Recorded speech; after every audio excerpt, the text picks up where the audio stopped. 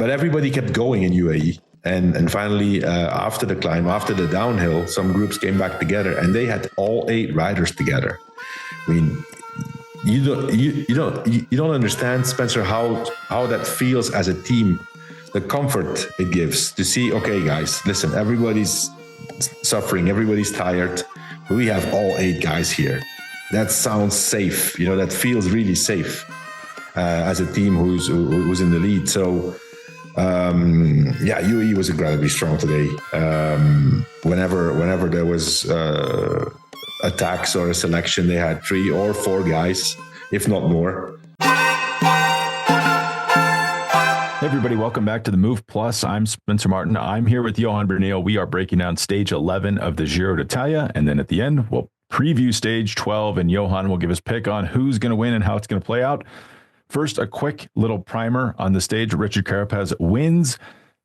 First of all, going even back further than that, it's a mountainous stage, deceptively hard, like a flat to false flat opening section.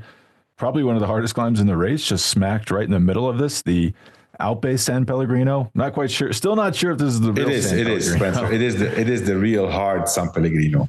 I was going to say, if this wasn't the real one, I don't want to meet the real one because this thing was ridiculous. 14K long. It said 9.9% average on the TV graphic. Here it says 8.8% average.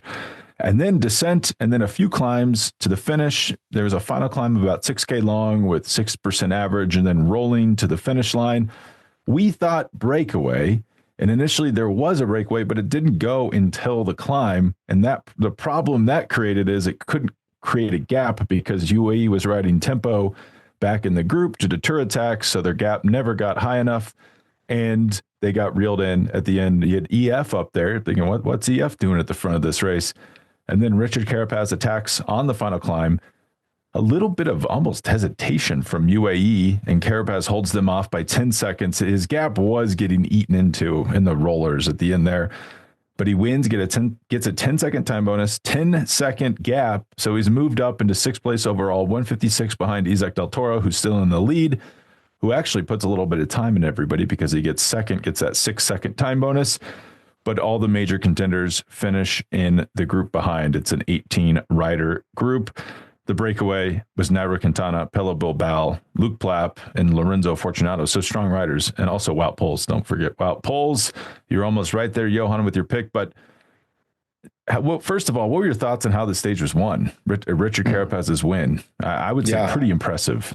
Yeah, it was an impressive final. As you say, Spencer, once you saw that from the beginning, there was a lot of attacks, big groups even, but, if there's big groups, you cannot give them much time. And then finally, these 5 riders went away on the San Pellegrino. And by definition, it's good climbers. If you look at the names, Quintana, Puls, Fortunato, Luke Plapp, Pello Bilbao. But UAE was in a position that they had, I think on the San Pellegrino, they still had 4 guys together on the climb. Primož Roglič was isolated. Nobody else had many teammates around. And so we could see that they were setting a pace basically to avoid any other attacks. Egan Bernal tried to attack. Great recovery, by the way, from yesterday's bad performance. We said in the show, and then afterwards I saw Egan Bernal did crash yesterday in the time trial pretty hard. So, he had that as an excuse for his counter performance. But today he looked back on good shape. He attacked, and so after that, UAE just set a tempo because with attacks, you lose the unity in your team. I could see again. I mean, since it's been a while ago since we've seen him on such a high level, but Rafael Majka today looked like he was back in his prime. He set a tempo that nobody could attack, and so I think UAE today they rode very strong. They also rode very conservative because if you look at what happened after the climb, so the big climb was in the middle of the San Pellegrino. It's normal that your team is going to fall apart. But everybody kept going in UAE. And finally, after the climb, after the downhill, some groups came back together and they had all 8 riders together. I mean, you don't understand, Spencer, how that feels as a team, the comfort it gives to see, okay, guys, listen, everybody's suffering, everybody's tired, but we have all 8 guys here. That sounds safe. That feels really safe as a team who's in the lead. So, UAE was incredibly strong today.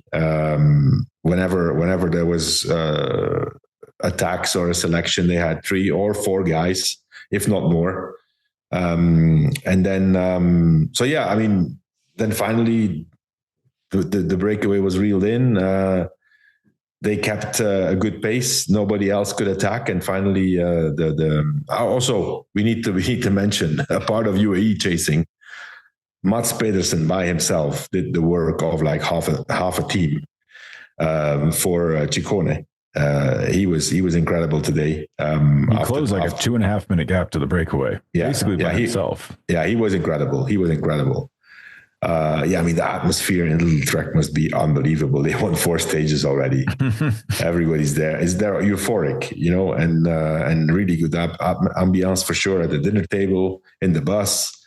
Nothing. There's no more pressure. They don't have to do anything, but everything that comes is a bonus. So, Mats Pedersen, what a teammate. And then, on the last climb, EF set a really fast pace, preparing an attack from Carapaz.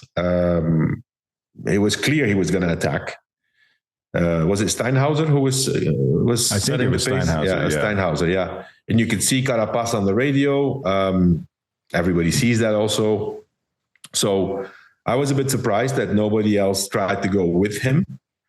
UAE didn't have to go with him because they are defending pink and they just want to keep their guys together. He kind of took advantage, right, of the fact that he attacked at the moment that the breakaway was caught, and so he went on the inside. But anyways, it was a matter of legs. If anybody else would have had something left, they would have tried to go with him or bridge up to him. He took 20-30 seconds in 2-3 kilometers time, and then lost a little bit in the end. But great win. First of all, the stage win itself, it's a great stage to win. And he's moving up in GC again. He didn't do a good time trial yesterday, but in all the other stages, he's been up there without making too much noise. So, he's definitely has the podium in mind. I heard his interview after the stage. He doesn't even exclude winning. I think that's probably a bridge too far, but he's a stage racer and he's a specialist in 3-week stage races. So I think Carapaz is only going to improve now in this Giro. Yeah, it was super impressive. To answer your question, I too was surprised no one else went. I thought Tom Pidcock would contest the stage in the same way Carapaz did. Mm-hmm. The reason no one went with him, though, is they were too tired. They did not have the energy because that was a hard stage. Guys like Pidcock, they were swinging mid-stage, just barely hanging on. So he's not going to be able to go. I look like think about Derek G, Einar Rubio, Tiberi. These guys are just I don't think they could do it. And even Carapaz himself looked he had a pretty big gap going over the top of the climb, and it was evaporating, and he was dead at the finish line. So I think he is just really strong. He always looks like he's going hard, but sometimes he's not going as fast as he would want to be going. But today wasn't one of those days. On the UA notes, yes, they had everyone together. Super impressive. Couple things I have questions about. Isaac Del Toro, the race leader, was at one point in the early breakaway. That doesn't seem great. That doesn't seem relaxed. And then on the climb, as you say, Rafa Micah's in career best form. Egan Bernal attacks, and mind you, we are 110 kilometers from the finish line. Egan Bernal attacks. Juan Ayuso takes his arm, pushes Rafa Micah out of the way, and sprints up to the rear wheel of Egan Bernal. And then, of course, Isaac Del Toro says, well, I don't want that guy to get time on me. I'm going to go up to him too. The question I would have for all of those people is, where is he going? We're 110 kilometers from the finish line. Like, just stay with your team. That was a little confusing to me. Yeah, I know. Listen, they're two young guys. Let's not forget they're both in the classification. I mean, they're the first and second in the white jersey competition, as we mentioned yesterday. Yeah, I mean, in that case, you should probably not react straight away. Stay with your team, keep the team together. On the other hand, it's also a way of closing down Bernal. If he sees that Del Toro and Ayuso are there, he's not going to keep going, and then the teammates can kind of keep going at their own tempo and come back. So there's benefits to both strategies, but we see. I mean, they have the luxury, UAE, to have so many guys up there that actually, no matter the tiny mistakes they're making, it doesn't really affect the outcome of the stage. On the contrary, for example. Yeah, and on the contrary, for example, if you see how Primož Roglič is racing, and he has to do it by force, he is forced to do it because he has no teammates. This guy doesn't spend any unnecessary efforts. He's never completely in the front. He's like always, like between 5th and 10th, or sometimes in 10, 12th position, looking, and whatever gap he has to close, he either waits until somebody else closes it, or in case of emergency, he closes himself, but always progressively, never with a violent acceleration, which, in my opinion, in the last week will pay off. Yeah, you sat here on this podcast after stage 3 and said every effort you make in a Grand Tour has to net you something, and it takes something out of you, especially snap accelerations on a 12% climb at the top of the climb. It might not affect the outcome of the stage. It might not affect them tomorrow or the day after, but you have a finite number of those explosive moves in you over the course of 3 weeks. And you see Roglič, who's won more than anyone in this race? Primož Roglič. He has 5 Grand Tours. And he's not wasting any energy. Yeah. He's slowly closing everything down. On that note, we also have to say he has no other choice, Spencer. He's gone down twice already in this Giro also, which is also something you have to take in mind. And we'll see. I mean, I think today, specifically today, Primož Roglič and Juan Ayuso didn't have a great day. They didn't have the luxury to attack or follow attacks, or even when Del Toro went, Ayuso could not follow. I mean, he had to go on the side and wait until somebody else closed the gap. So if Ayuso was to just have followed the wheel, if he's comfortably in the wheel there, then he would have done it. So he couldn't. Roglič, the same. Roglič was a little bit back, didn't react straight away. It was still far to go. Also, at least there's always going to be. I mean, when Del Toro went on the last climb, was on the last climb. I think so. The 5-kilometer climb. It would be too far if it was the other climb. Yeah. But still, when Del Toro went, Caruso and Tiberi were straight away on the wheel.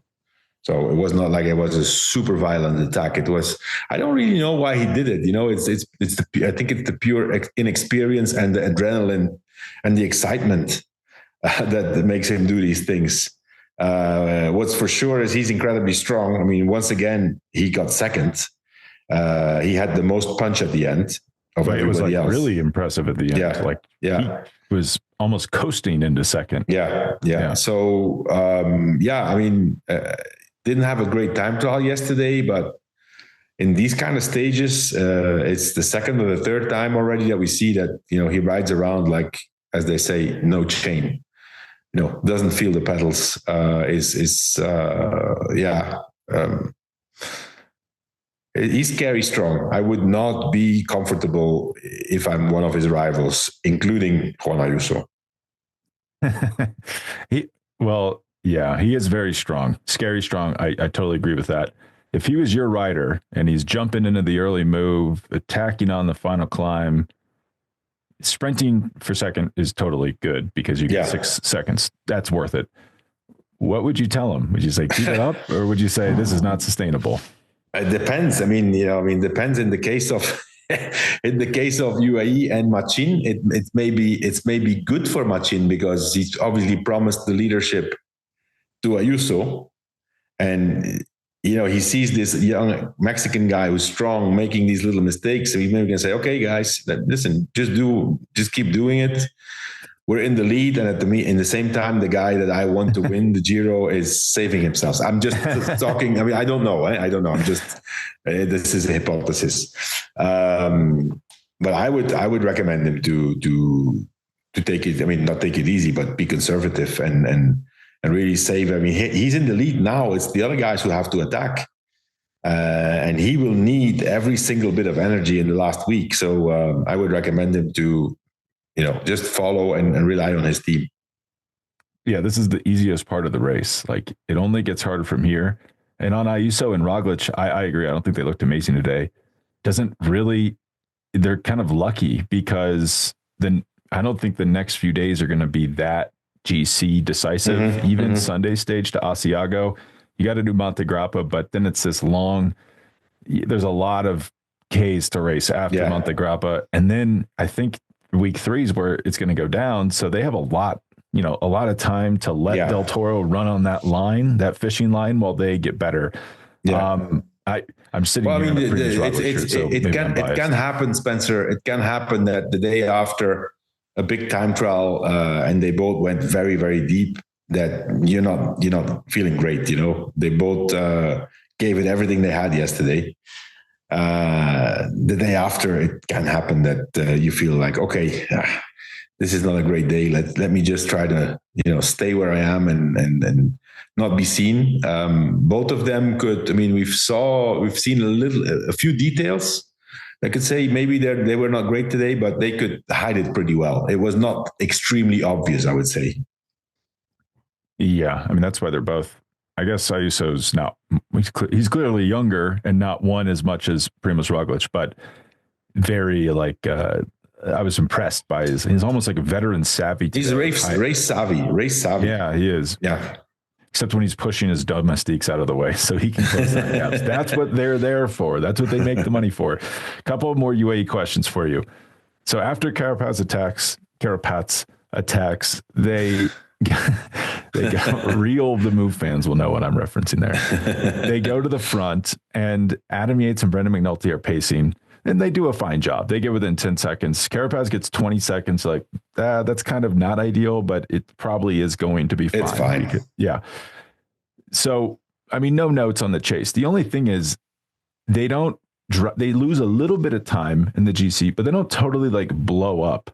I mean, is this sustainable? Like, what's the plan for these two guys that are still in the top 10? They'll probably continue to leak time, but will they fully sell out for their domestique duties because of that GC position? I mean, or will that not matter? It's great to have them up there, because in the stages that are now coming, I mean, in case there's a big group, you can put one of those two in there. That's going to be their job, to cover the moves, like groups of 20, 25. Yeah, but we saw that today with I think we saw a group of 30 or something go up the road. More than 30. You can't control. So well, you can if it's hard and if it's a hard stage, you can control it. But if it's not hard, the group in front, I mean, and then if you all of a sudden you have a situation where everybody looks at you and say, okay, UAE, come on, you guys, the good looking boys, it's up to you now. We're all, nobody's going to help you. Then you're kind of in trouble. So in those cases, it's interesting to have these guys like Adam Yates and McNulty, because if one of them is in there, they're always in a great situation. There's no other team who's going to be better than them. Okay, I'm sold. Yeah. So for the next 4 stages, that's going to be very handy. And on Roglic watch, people might have noticed he had an additional teammate with him today. So instead of having one rider with him over the top of that mid-stage climb, he had 2 riders with him, which still 2 versus 7 I guess Ayuso is a little different because he had 8 teammates, but really 6 helpers because one of the teammates is now racing for the overall as well. Yeah. But that's not a great ratio. They're like Red Bull still has not put it all together. No, definitely not. So as we said, yesterday they had 5 guys in the crash. They have now a few days to lick their wounds and try to be better, but it's not easy to improve in a Grand Tour. Once you're struggling, it's, you're hurt, you have wounds, you don't sleep well, you don't recover. During the races, you're suffering more than usual, so it's more difficult to recover from that. Maybe 1 or 2 guys can turn it around, but we're not going to see the whole Red Bull team firing on all cylinders for the rest of this Giro. Any other thoughts on the stage before we go to the preview for tomorrow? What else was there? Fortunato is clearly going for the KOM. Had a big day today with was it 40 points at the top, I think. Yeah, and he looks a lot better than he did a few days ago. Yeah. So it's clear that, it's still not, there's a lot of climbs to become, but it's once again, I think the KOM is going to be won by a breakaway rider, which, it's a shame that it's not the best climber in the race who wins the KOM. That's, in my opinion, a classification that they should rethink a little bit. Yeah, the Giro tends to have this where it's not the best climber. It's someone who games it. The Tour has had the opposite problem where it's the best climber, but that is the guy who's just winning the GC, except last year. I thought last year was a really good, that was almost the best version of the KOM you can get because you had Carapaz doing everything he could do to take it from Pogačar, who didn't even really care about it. But, there was that stage 20 where he had to sneak into he had to bridge up to the breakaway to seal the jersey, which was kind of thrilling to watch. Yeah. And obviously a good climber, not someone that's a pannekuchen, as you guys would say. Yeah, but still, he also won it with breakaways. With breakaways, but but bridging out of the lead group on a mountain stage and then up to the breakaway and then still competing for the win, I'll give you. Well, it's also, Spencer, listen, it's very simple. The guys for GC are obviously also the best climbers, but they don't care about the KOM. It's not something that they go for at the expense of their GC if they're a podium or top 5 candidate. They could, it could be kind of interesting if this would just make it worse. But if there was triple the UCI points available to the winner of the KOM jersey, you could see some really weird stuff out there. Yeah. No, I think the KOM should, at least in the big mountain stages, should have double points on the final climb. Yeah. Then you make sure that the best climber has the KOM. Yeah, that would make sense. What do you think about the design of the stage generally? That was an awesome climb, but it's in the middle, so it kind of blunts its. Well, it keeps the suspense, right? Because if today is finished on the San Pellegrino, the GC would be different. It would be a race between 3 riders already. Yeah. Now there's still a bunch of riders within 2.5 minutes. So that's good. I think that's good. Yeah. I don't know if this is interesting to the general public, but even just saying they have 2.5 minutes, is the peloton going to chase? And then Mats Pedersen gets to the front and blows up the gap. And then you have a pretty thrilling race for the stage win and some GC implications. Not pretty exciting. So it worked out well. Well, let's take an ad break, Johan, and then we'll predict tomorrow's stage 12. The first partner we have today is Maui Nui. Maui Nui's line of 100% wild harvested red meats is an extremely healthy option that delivers the highest protein to calorie ratio available, 53% more than grass-fed beef. Their sugar-free peppered stick packs offer 10 grams of protein at just 55 calories per pack and are loaded with essential nutrients, vitamins, healthy fats, and are the perfect snack to stay fueled between meals, pre or post-workout, or pre-podcast. I had one right before coming down to the studio, so I feel fueled up. this might just be, placebo effect, but I've been having these these packs throughout the day, and I feel like I'm snacking less and then eating healthier at meals. But that's not scientifically backed up. I just feel that that's true.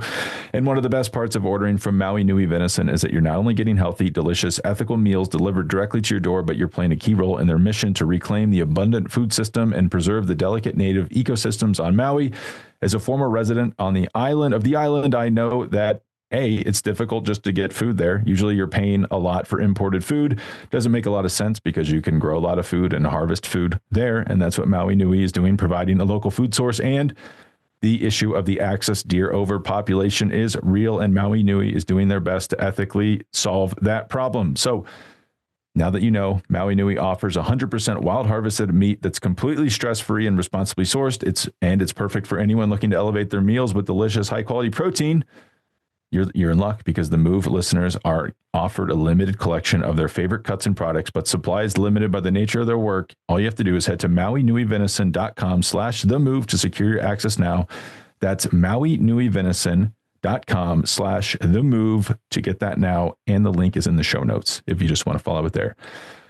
And our last partner for the day is Saily. When I'm traveling abroad for bike races, when I was in France for the Tour last summer, it's tough because you're trying to watch the race. You're running around. Johan, you know this. You can burn through so much data when you're at the race. It's hard to see the race, so you have to watch it on your phone.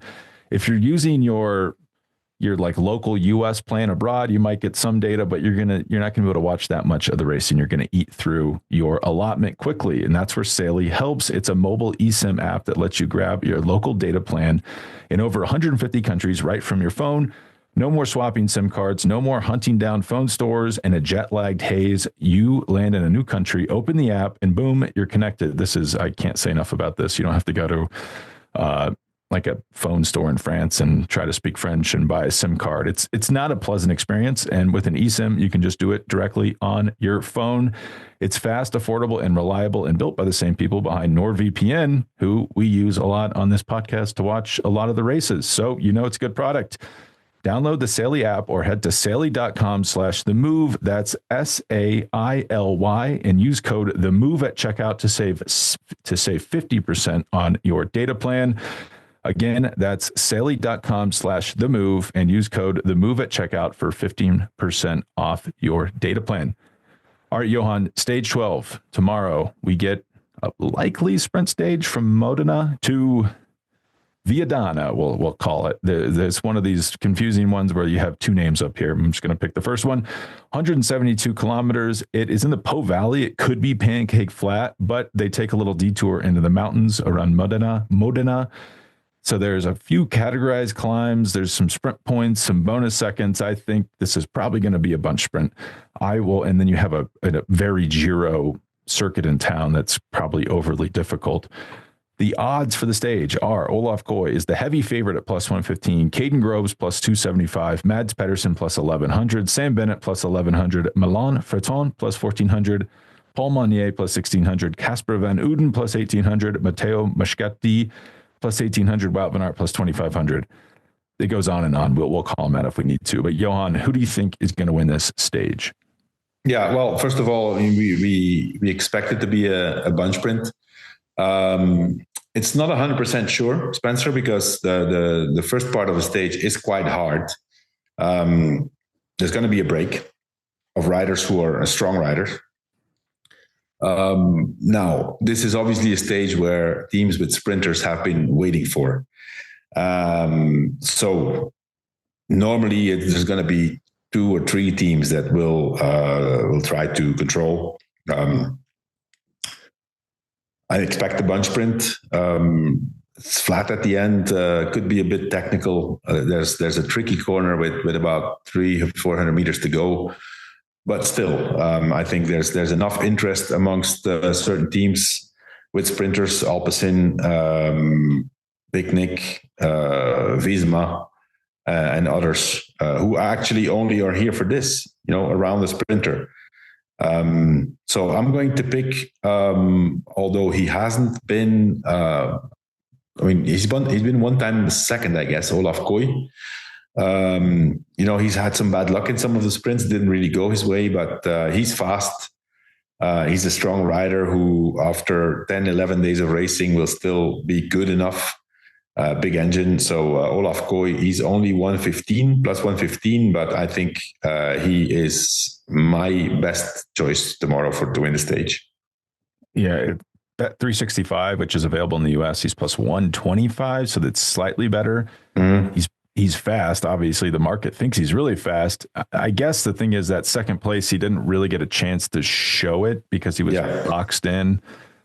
The only thing is, right, you know who looked pretty good when Olaf Kooi got second was Caden Groves, and he's plus 275. So I would probably go Groves just because of the price, and he looked fast, and he's got a motivated, dedicated team. So right there, that's a pretty good combination. I'm not saying Kooi isn't going to win, but I do think they probably should be. Yeah, no, I agree. I agree with you, Spencer. Groves looked fast. He looked incredibly fast, a lot faster than everybody else. The stage he won, and then there's at least one stage that I can remember that I saw him come from behind and had the highest speed of all the sprinters. Didn't make it to first or second, but I'm just a little bit more leaning to Olaf Kooi because I think Wout van Aert is back to decent form, and he's going to be the lead-out guy for Olaf Kooi tomorrow.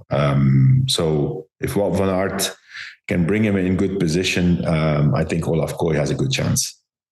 You know what we sometimes see on stages like this, and we see it more and more every year, and I feel like it didn't used to happen that much.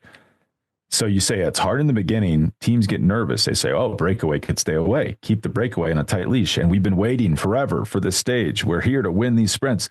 They keep the gap too small. And then, they either catch it too early, and then a fresh group of riders go. That happened at the Giro, I want to say 3 years ago or 2 years ago. And then I believe Magnus Cort won that stage, or he got second. And then what happened at the Tour 2 years ago is where you get it too close, and then people bridge up to the breakaway from the peloton, and then you have now a fresh blood in the breakaway. Like you have this little launch pad with about 100, it's about with like 70K to go. Stuff could get weird there, and then I do worry about them keeping this too tight. But then trying to pick who would win out of that is probably too difficult. But do you have another pick in case your player doesn't win? Well, my second pick is also going to be a sprinter, and especially because of the price, Casper van Uden, plus 1800, won a stage already, showed that he is really fast. His team, this is the only thing they have to do here. They're out of GC. Bardet is not in great shape. Max Poole is also fading, I think. Definitely not good enough to be with the first group. So I think Casper van Uden is one of those guys, and this is one of those teams who have been waiting for a number of stages now for this particular stage. So if they can repeat what they did in the first week, then he's my second choice, especially because 18 plus 1800 is a very interesting price. Yeah, and that final hairpin, it's like a negative or decreasing radius turn. It's ridiculous. That could play a big part. It's probably 400, 300 meters to go. Whoever has the best lead out, they're going to have a huge advantage. Casper van Uden, he had that really impressive picnic lead out, who timed it perfectly last time. I'm going to go Milan Freton, though. He got second to, actually, no. He got second in Napoli. Groves got second to van Uden. I'm going to go Freton. That's my pick if people crash, or if people are out of position, they're not if it gets hectic for that turn. Yeah. And then you see this all the time at the Giro, and you're like, what? How's that the outcome of the sprint? So it's typical. And especially for this Giro, we've said it already before, Spencer, there's not one team that really has the power to maintain that speed of the sprint train and make it like a real lead out. They're always bunched up. And, Fretin is one of those riders who knows how to navigate, and all of a sudden sees an opening. To win the stage, it's a bit of a stretch, I think, but it's not impossible. And just before we go, these odds have been moving quite a bit, even since the time trial. This is to win the overall. Juan Ayuso's plus 150, the favorite. Kind of interesting. Isaac Del Toro's second, plus 200. Primoz Roglic plus 300, Richard Carapaz plus 800. It's interesting that Roglic has gotten worse since the time trial, but nothing has changed other than Del Toro getting that time bonus and then Carapaz getting 20 seconds back. Yeah, and once again today, the weakness of Roglic's team versus the strength of UAE. I think that was kind of very obvious today, so that's maybe why it has changed. Yeah. The strength of UAE, I feel like that cuts both ways, though. I was just so, and I know I'm making too much of it, but you rarely see a leader's jersey. I think, Spencer, when it really matters, I think they're going to figure it out. You're not too worried about the paper airplanes at the press conference. Hey, listen, no, because let's not forget these guys. 2 years ago, they were teenagers. They're kids. They are kids. It's different. They have other priorities. It's like, okay, let's have fun. Let's make a paper plane. Well, here's a crazy thing I was thinking about last night. That the age gap between Primoz Roglic and Del Toro is almost the same as between Del Toro and my son, who is who was born like right after Pogacar won his first tour, which doesn't feel that long ago. So the maturity difference must be ridiculous. I know. Yeah. Yeah. I have to say though, I mean, both Ayuso and Del Toro, I mean, they're totally different characters. But man, in their interviews, they are extremely mature. I listened to an interview with Del Toro in Spanish. I mean, hats off. It's nice to see, they're young, they want to have fun, they're on TikTok, whatever, but they know what they want, man. They're really, really, really, both of them have a good head on their shoulders. Ayuso almost seems media trained, like at that very young age. Like his answers are very good. Who would you pick of those three to win if you had to pick right now? I'm still going to go with Primoz. Primoz cannot be forgotten. He's tough. He's done some really, really good things in the last week of a Grand Tour already, several times. I'm a Primoz fan. I'm wearing a Primoz shirt right now, so maybe don't listen to my advice, but I'm surprised. Oh, are you? Yeah, I see. Yeah, plus 300 on this. It seems a little. If you wanted to bet Primoz, now's the time to bet him because it's not going to get better than this. Even what's funny is it was the other day I saw Del Toro was like plus 200 to finish in the top 10, which must have been a mistake. I bet it. But I would imagine he finishes in the top 10 at this point. If he doesn't finish in the top 10, he probably doesn't finish the race at all. Yeah, it's going to be it's easy. That's even either a complete meltdown or sickness. Other than that, he's definitely finishing in the top 10. Yeah. Well, yeah, even with like a sickness, like it's crazy is like Pogacar had that meltdown at the 2023 tour, and then he still finishes second. Like that shows you like some of these guys are so much better that they can still salvage really good results when they have terrible days. But anything else, Johan, on tomorrow's stage before we take off? No, that's it for me, Spencer. All right. Well, we will talk tomorrow about stage 12 and look forward to stage 13. Okay. Thanks. All right. Bye.